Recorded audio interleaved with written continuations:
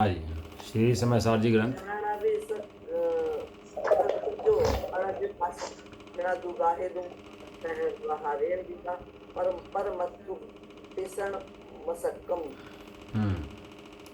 श्री समय सार जी ग्रंथ गाथा नंबर 8 स्वाध्याय में है इसकी। गाथा नंबर 7 तक हमारी हो चुकी थी स्वाध्याय में, जिसमें आचार्य देव ने समझाया है कि पर्यायों से भिन्न है और गुणों से भी पार है, अभेद है। अब गाथा नंबर 8 का स्वाध्याय हमारे चल रहा है। इसके अंदर खोल देता हूँ।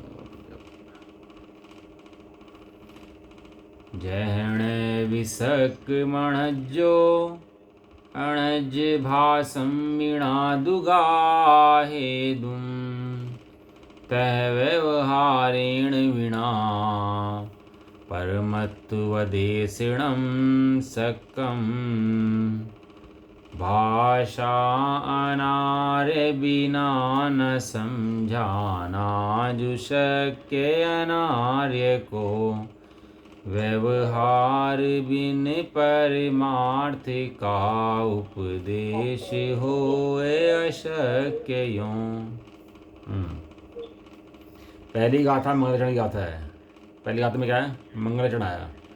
दूसरी गाथा में कहा कि जो जीव दर्शन ज्ञान चारित्र में स्थित है अपने, वो समय दृष्टि है। जो पुद्गल के प्रदेशों में स्थित है वो मिथ्या दृष्टि है।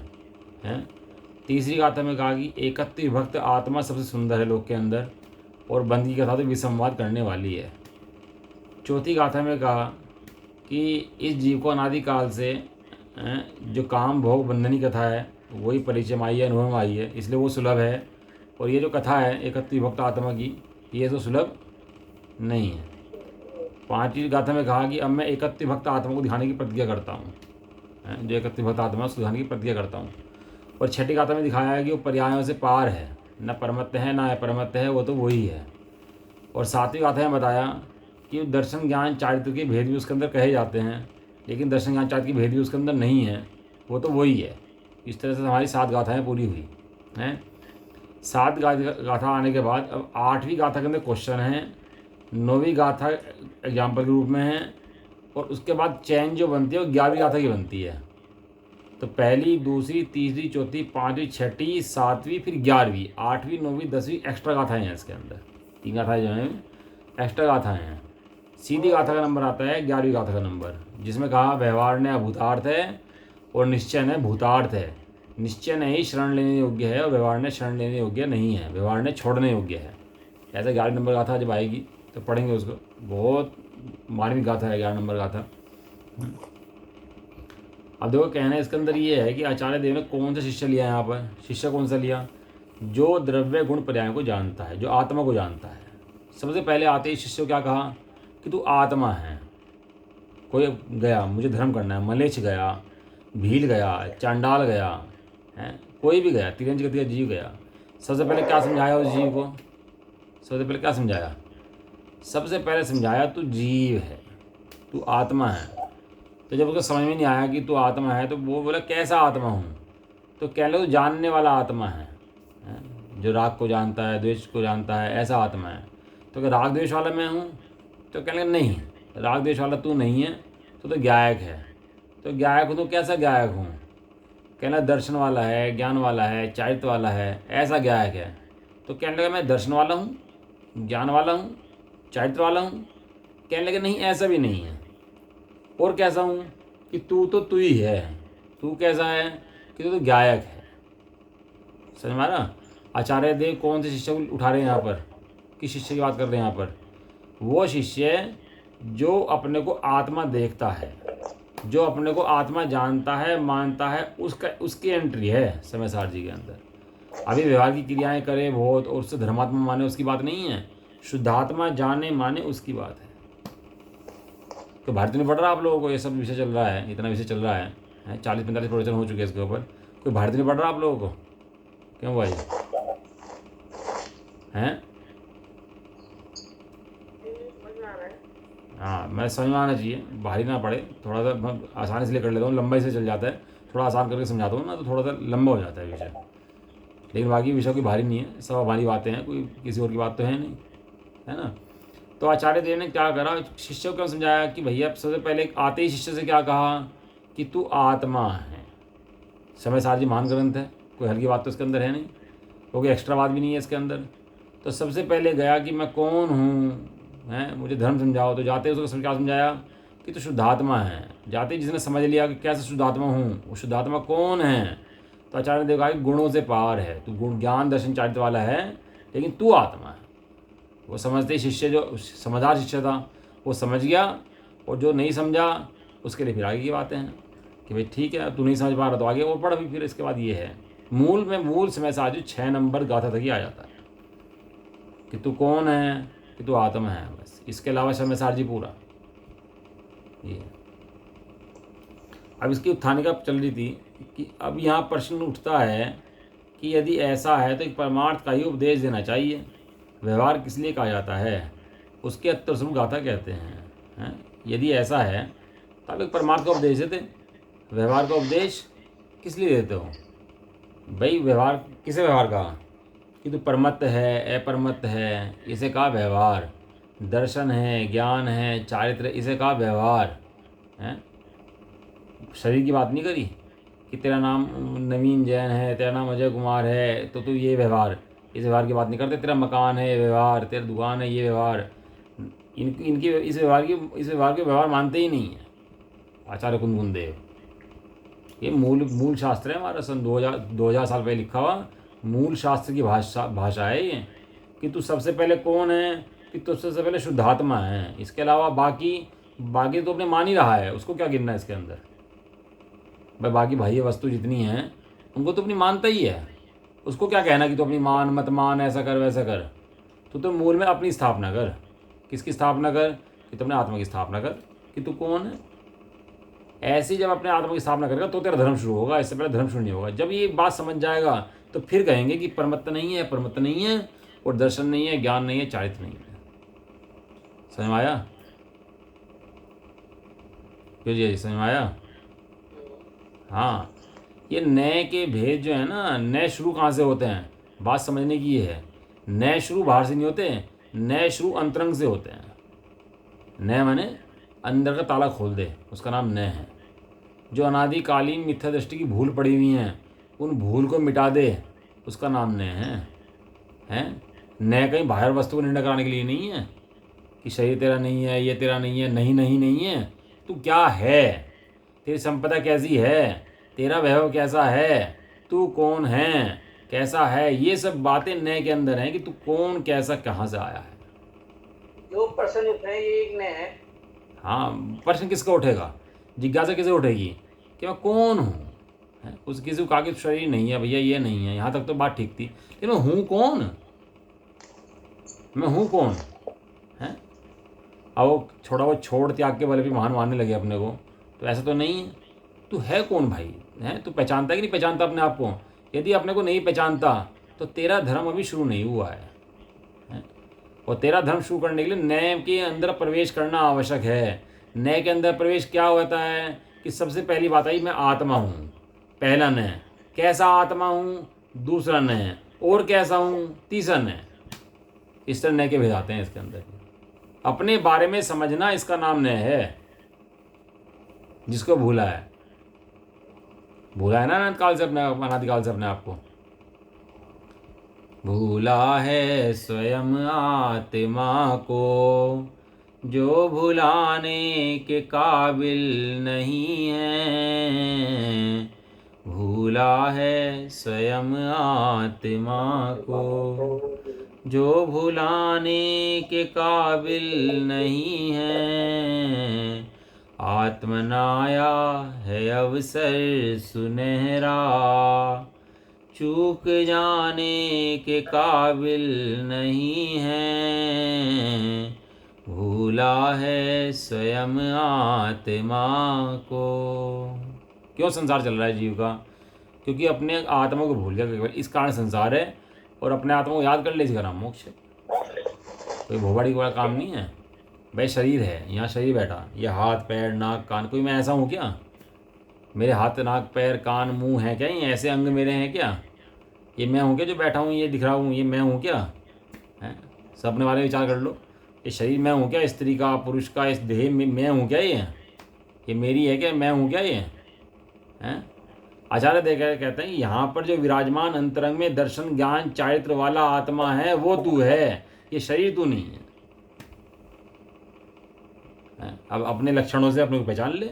अमूर्तिक है तो अमूर्तिक, तो देह नहीं है, तो अमूर्तिक आत्मा है, शुद्ध आत्मा है, तो ज्ञान स्वरूप आत्मा है। तू देख अपने स्वरूप को जा करके, नहीं दिखता ऐसा नहीं है, ज्ञानी को दिखता है अपना स्वरूप। कैसा है तू कि तू दर्शन वाला है, ज्ञान वाला है, चारित्र वाला है, आनंद वाला है तू।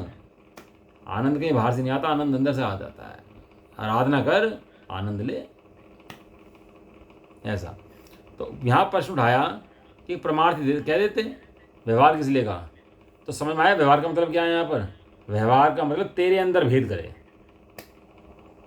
व्यवहार का मतलब क्या आंटी, व्यवहार का मतलब कि तेरे अंदर भेद करे। तेरे अंदर भेद किस लिए करे, तुझे समझाने के लिए तेरे अंदर भेद करे।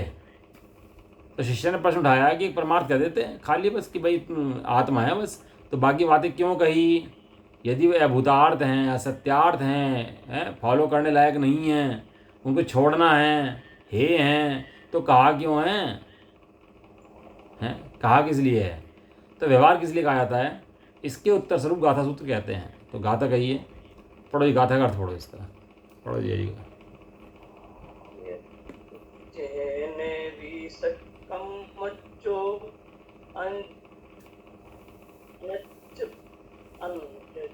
अनुजज भाषम विना तू गाहिदुम देवहारेन विना परम तत्वेद परम परमत परमत परमत्थु परमत्थु देशम न सकम। ये असल में क्या है, जब कैलकुलेटर आ गया ना तो हमारी आदत खराब होगी, कैलकुलेटर काम नहीं, कैलकुलेशन नहीं होती दिमाग के अंदर, नहीं है ना। ऐसे ये शब्द है हमारे प्रयोग में नहीं है ना, इसलिए मैं उनकी आदत नहीं है ऐसी पढ़ने की, संस्कृत की, इनकी हिंदी की ज़्यादा पढ़ने की आदत नहीं। क्यों, क्योंकि हम प्रयोग से बाहर हो गई हमारी बातें हैं। नहीं तो बहुत आसान लैंग्वेज है, कोई बहुत भारी लैंग्वेज नहीं है, प्राकृत लैंग्वेज है। प्राकृत में नहीं, प्रकृति से जुड़ी हुई सबसे आसान सबसे ईजी लैंग्वेज। जहण विसक मणज्जो अणज्य भाषम वीणा दुगाहेदुम तह व्यवहारेण वीणा परमत्वदेशणम सक्कम। गाथा का अर्थ पढ़ो जी।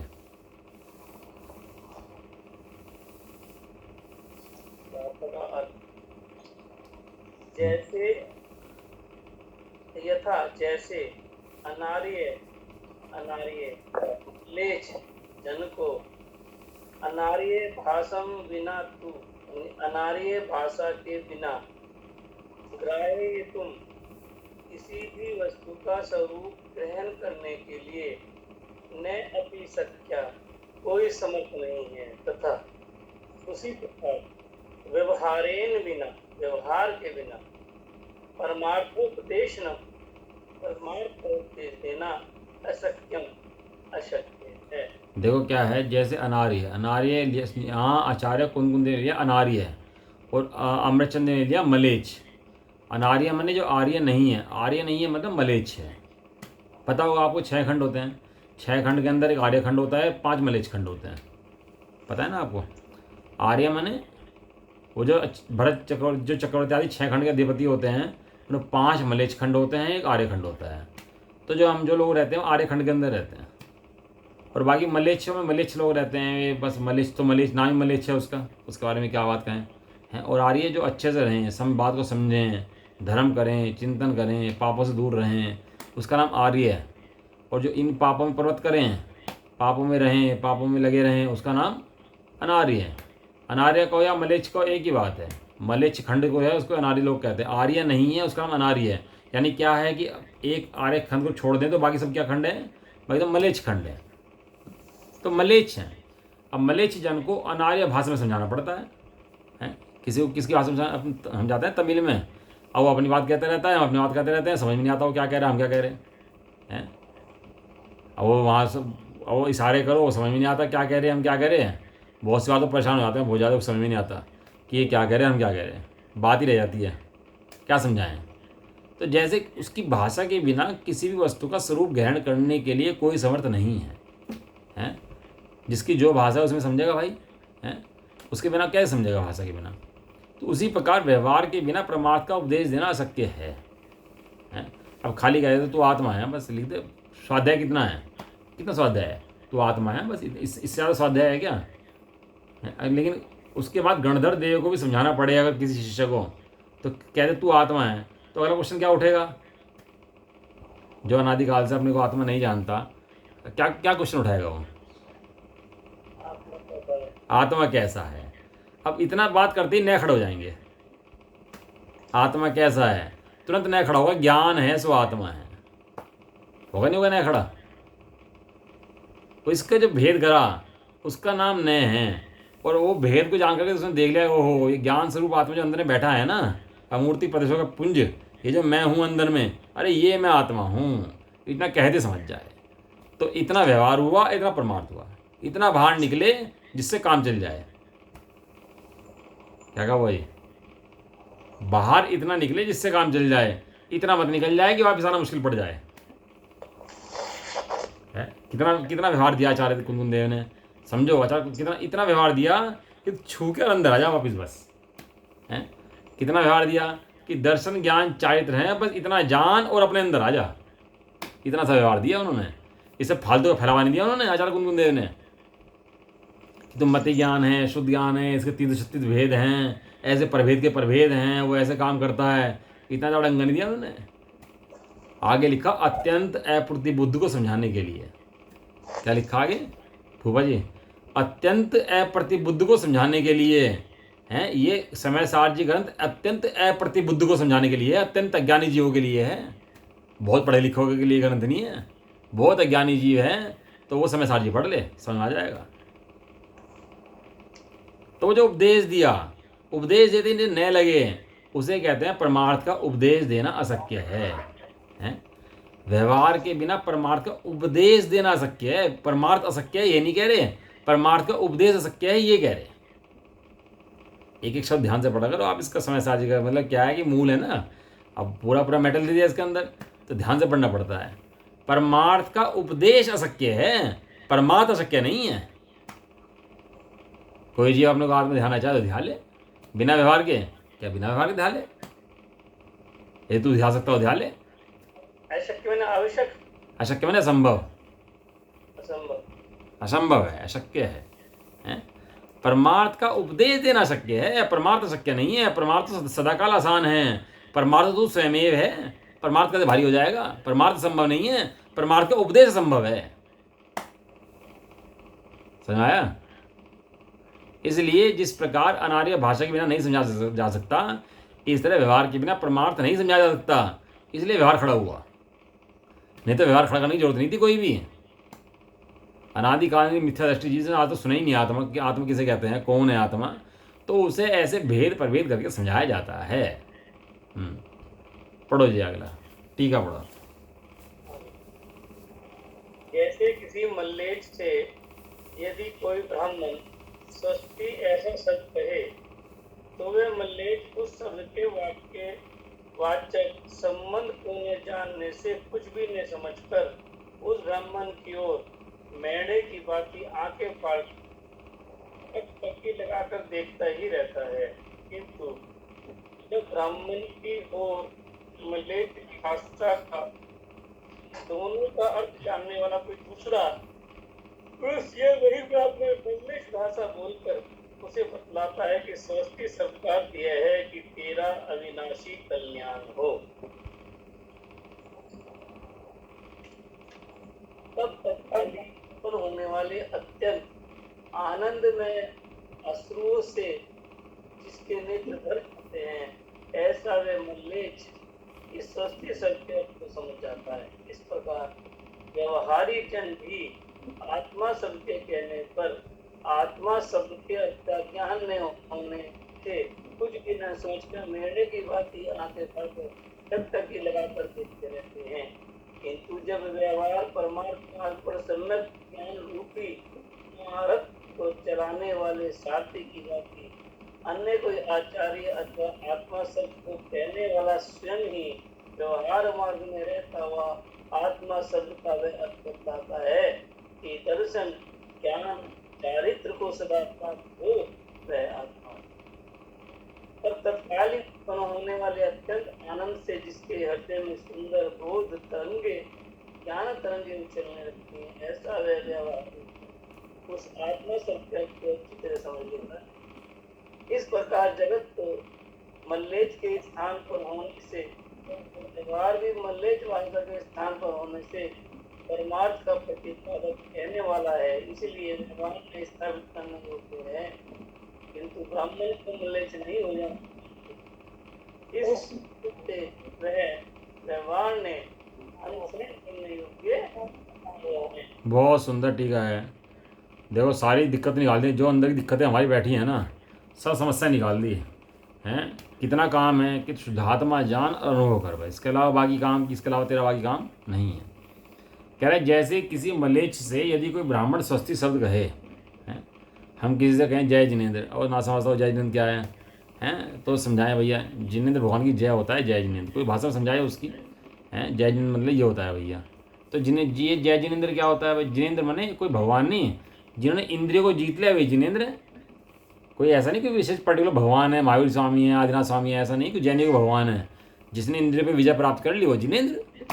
और इंद्रिय से तो तू भी दुखी है ना भाई, दिन रात भूख प्यास क्षुधा लगी हुई है, नींद दिन रात इंद्रियाँ लगी हुई नहीं लगी हुई, बुढ़ापा जन्म जरा मृत्यु लगे हुए नहीं लगे हुए। तो कहने लगा भाई इन सबको जिसने जीत लिया वो जितेंद्रिय है, और हम उसकी जय बोल रहे हैं। क्यों बोल रहे हैं? क्योंकि हमें भी इंद्रियों पर विजय प्राप्त करनी है। तो इतनी बात सुनते समझ जाता है। अब उसे भगवान से समझाओगे ना तो नहीं समझेगा, ये जय नहीं है इनके भगवान है तो नहीं समझेगा। लेकिन वस्तु व्यवस्था समझाओगे, वस्तु स्वरूप समझाओगे तो समझ जाएगा कि क्या बात है। तो कह रहे हैं मलेच, कुछ कह रहे मलेच से यदि कोई ब्राह्मण स्वस्ति शब्द कहे तो वह मलेच उच्च शब्द के वाच्य वाचक संबंध को ना जानने से, हैं, हमने शास्त्र खोला और हमें कहा तू आत्मा है, और आत्मा कहती है हमें समझ में नहीं आया भैया, हैं, क्या जो वाच्य वाचक संबंध मतलब वाच्य माने जो वस्तु है, और वाचक माने जिसके जो कहा जा रहा है। गाय कौन है? वाच्य, और गाय शब्द है वाचक, हैं। एक गाय शब्द वाचक कहने से अर्थ समझ में आ जाए उसका, और ना समझ में आए तो क्या करता है, संबंध को ना जानने से कुछ भी ना समझकर, कुछ भी ना समझकर, उसके समझ में कुछ नहीं आया। वो शिष्य जो है ना, वो जो बैठा है सामने, समझ में कुछ नहीं आया। जब समझ में नहीं आया तो वहाँ चला गया उठ के, क्या करा उसने? उठ के चला गया वहाँ से, हैं? क्यों जी क्या करा उसने? उठ के चला गया वहाँ से कि मेरे समझ में नहीं आ रहा भैया, चलो यार यहाँ से, समझ नहीं आ पा रहा, उठो यहाँ से, निकलो यहाँ से, हैं। लड़ने बैठ गया ब्राह्मण से, तो क्या कहता है, मेरे समझ नहीं आता, बेकारी बातें कर रहा है, ऐसी बात बोल जो मेरे समझ में आ जाए। लड़ने बैठ जाता है, चला जाता है वहाँ से उठ के।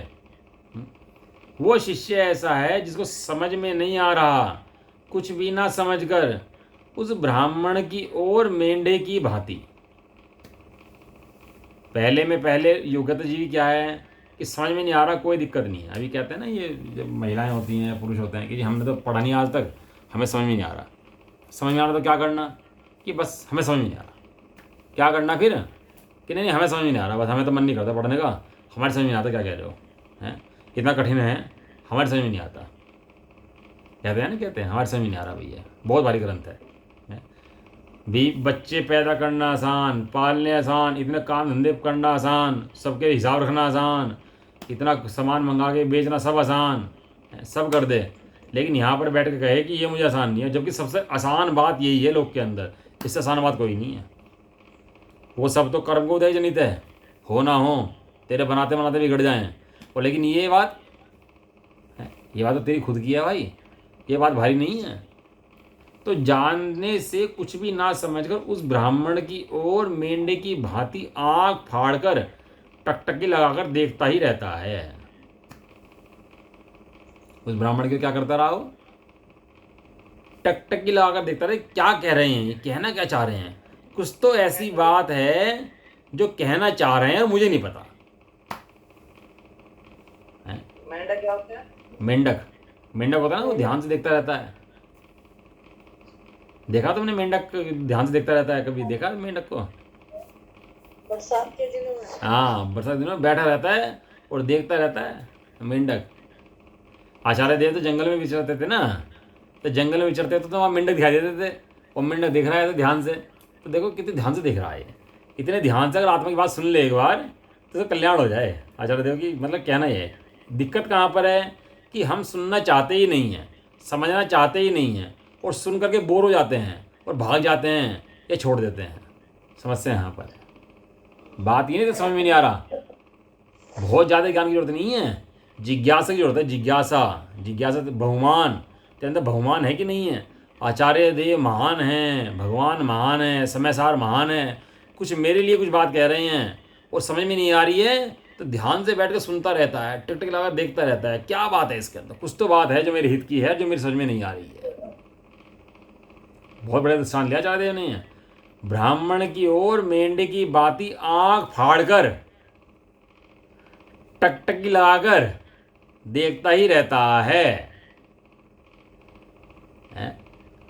क्या देखता है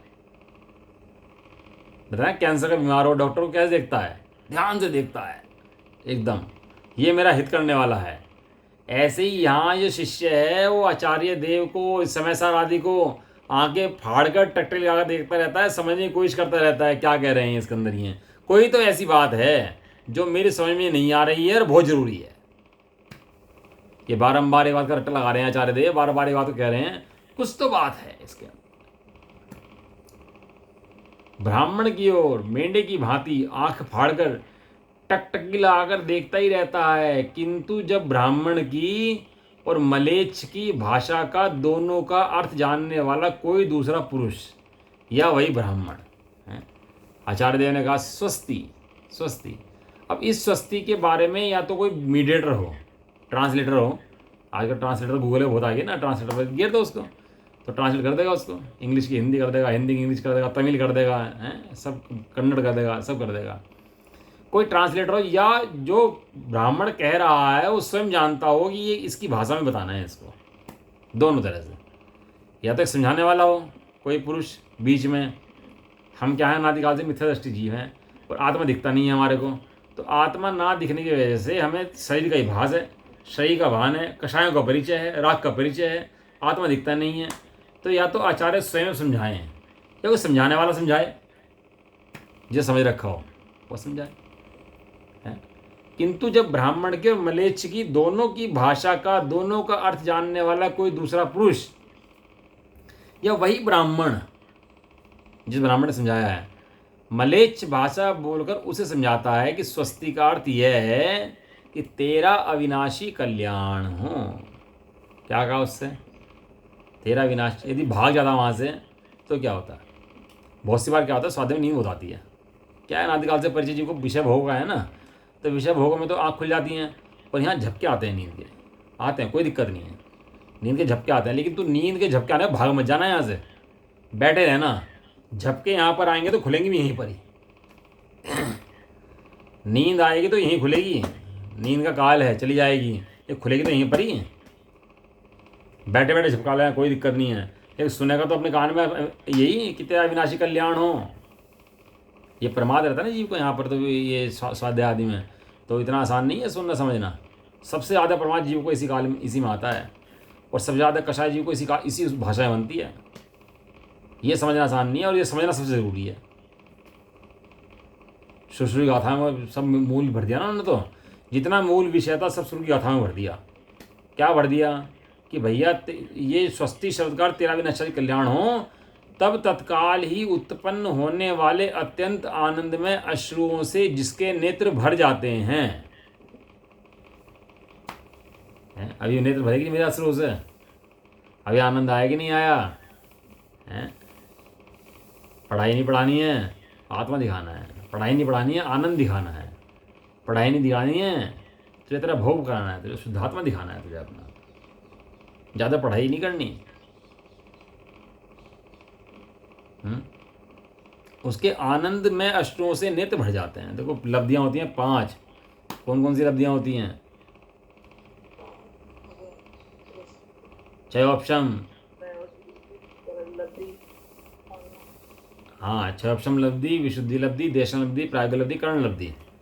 तो सबसे पहले तो वहाँ पर आ गया, उन्हें स्वस्ति सब सुना तो क्षोभशम लब्धि है, जिज्ञासा जगी, विशुद्धि लब्धि, ट्रांसलेट हुआ, देशन लब्धि, और आंखों से आंसू झर गए, ये प्राज्ञ लब्धि। बहुत अपना बच्चा बाहर चला गया हो ना 4-5 साल के लिए, 2-3 साल के लिए, 8 साल के लिए, और बाद में एक बार मिले वो खबर मिले तुम्हारा बालक आ रहा है। जैसे माता के होते ना पहले ज़माने में कोई बिछड़ गए, माता और पुत्र बिछड़ गए, तो जब माता मिली तो माता के अंदर से दूध झड़ जाता था। बहुत पुराणों के अंदर दृष्टांत हैं कि माता का बुढ़ापे में दूध उतर जाया करता था, इतना इतना उसके अंदर से उसको वात्सल्य आता था। अपना बच्चा आ रहा है आते ही कैसा रोमांच होता है अंदर से, बताओ अपने बच्चों को देखने के लिए कैसा रोमांच होता है। ओहो, उसके लिए कुछ बनाएगी, ये बनाएगी, वो बनाएगी, और बच्चे का आते ही गले से लगा के उसको आंखों से आंसू आ जाएंगे। होता ही जो आचार्य कहना चाह रहे हैं। ऐसे ही तूने शुद्धात्मा के बारे में सुना है, शुद्धात्मा को देखा नहीं है तूने आज तक। शुद्धात्मा को देखेगा तो तेरी पंडित बदल जाएगी। मुनि जंगल में बैठे क्या करते हैं तो पता लग जाएगा, जंगल में बैठे क्या हो रहा है वहाँ पर। ये कोई पढ़ाई का शास्त्र नहीं है, ये मर्म का शास्त्र है, मार्मिक। तब तत्काल ही उत्पन्न होने वाले अत्यंत आनंद में अश्रुओं से जिसके नेत्र भर जाते हैं, ऐसा वह मलेच्छ इस स्वस्ति शब्द के अर्थ को समझ जाता है।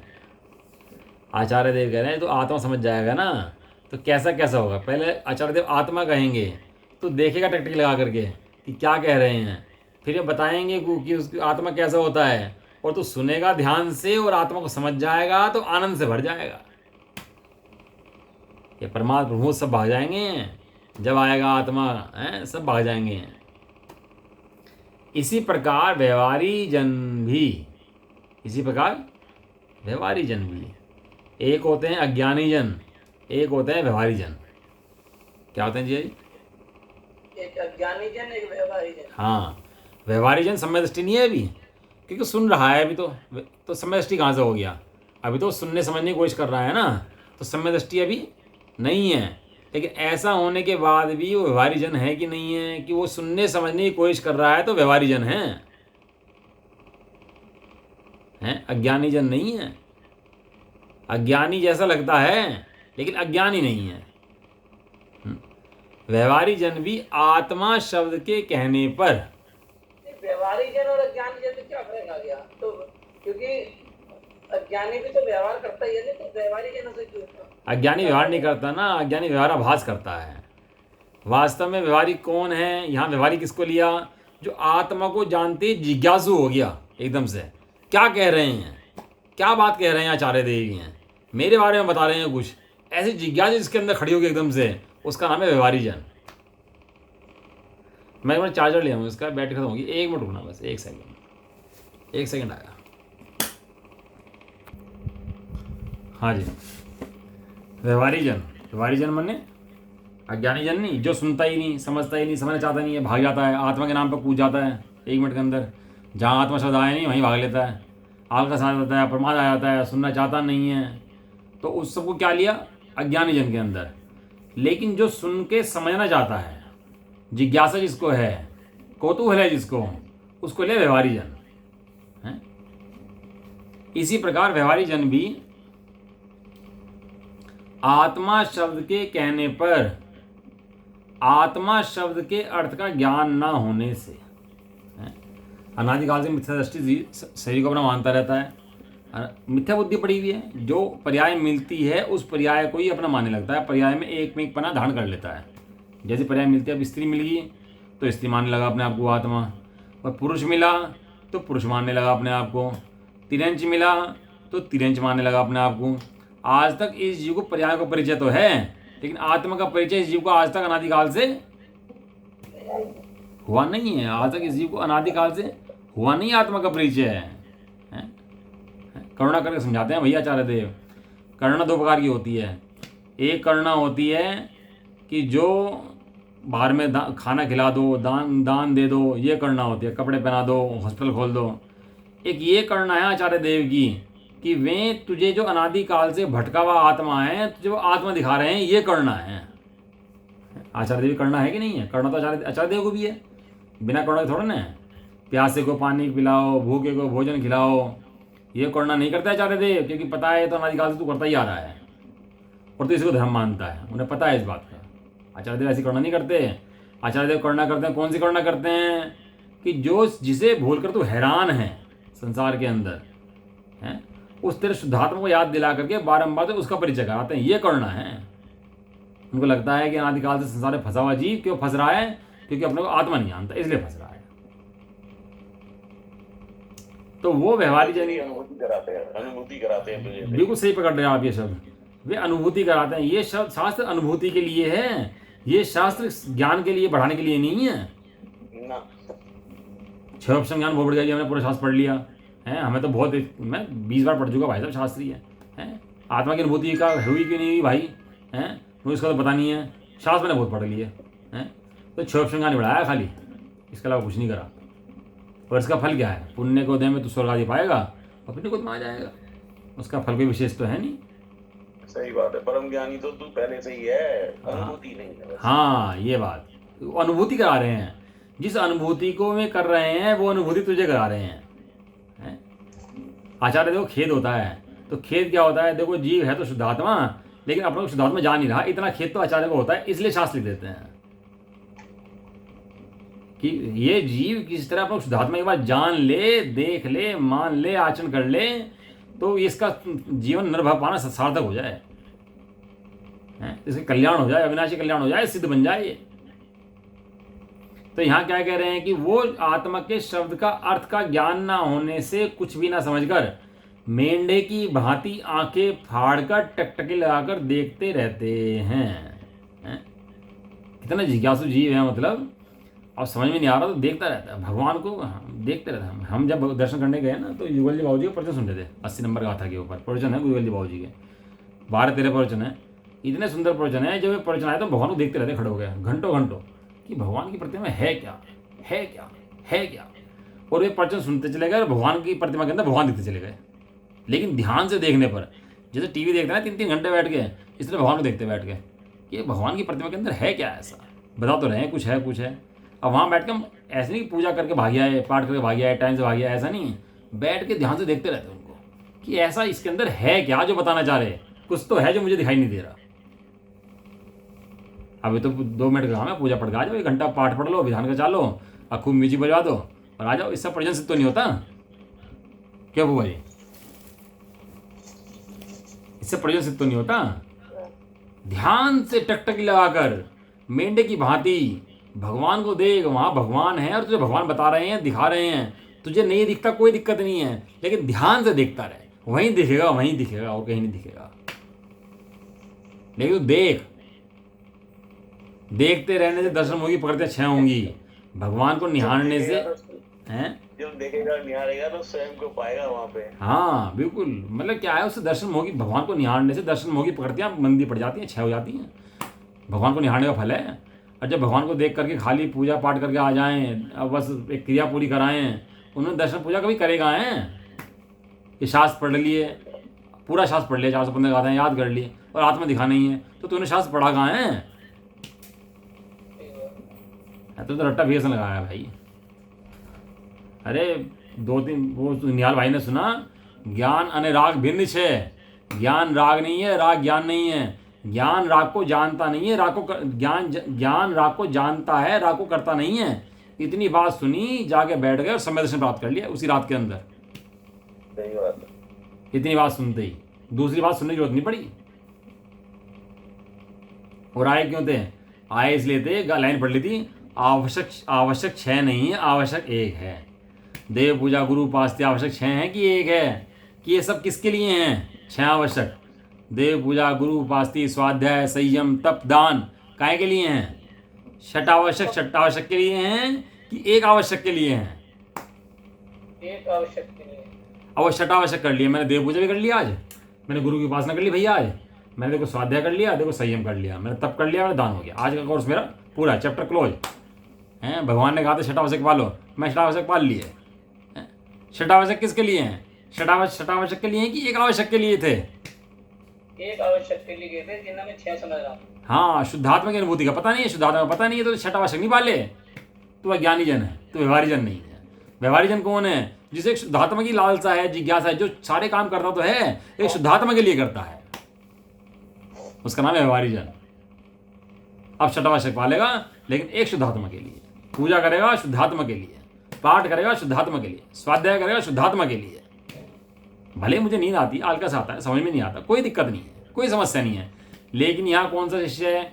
मेंढे की भांति आंखें फाड़ कर टकटकी लगाकर देखता रहता है। इसलिए कहता है भगवान को जाकर ध्यान से बैठकर देखो।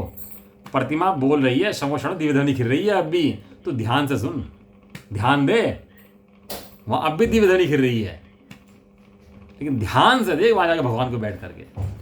1 घंटा कोर्स लेके मत जा, भले 1 घंटा लेकर जा, लेकिन 1 घंटा कोर्स मत लेके जा। क्यों जी? 1 घंटा कोर्स मत लेके जा, 1 घंटा भगवान को जा करके निहार, तुझे पता लग जाएगा विधि क्या होती है। भगवान विधि दिखा रहे हैं, वहां पर विधि सिखा रहे हैं। समझाया? अब आज तो इतना स्वाध्याय हो पाएगा, ठीक है? लगा के क्या देखना है वो भी स्वाध्याय करके पता लगेगा क्या देखना है। टकटकी लगा के अरे देख तो सही भाई, सब निकलेगा यहीं से ही मांगल। देख तो सही एक बार, जिज्ञासु तो बन, बहुमान तो ला अपने अंदर, विनय तो ला, एक बार विनय लाएगा, बहुमान लाएगा। अब भीड़ का धर्म नहीं है, भीड़ में धर्म नहीं होता भैया। भीड़ भाग रही है, तू भीड़ के पीछे है, भीड़ तेरे पीछे है, भीड़ का धर्म तो नहीं होता कि भीड़ में चलो भाई भीड़ में पछाड़ कर आए, भीड़ में पूजा कराए और सोचना धर्म हो गया। इस ऐसा तो नहीं होता। अरे एकांत से, शांति से स्वरूप विचारने का काम तो भैया शांति से हो पाएगा, भीड़ भड़क तो नहीं हो पाएगा। समझ में आया? ये शांति से बैठकर स्वरूप चिंतन करो भैया। कुछ कह रहे हैं तो क्या बन जाओ? मेंढक बन जाओ। क्या बन जाओ? मेंढक बन जाओ।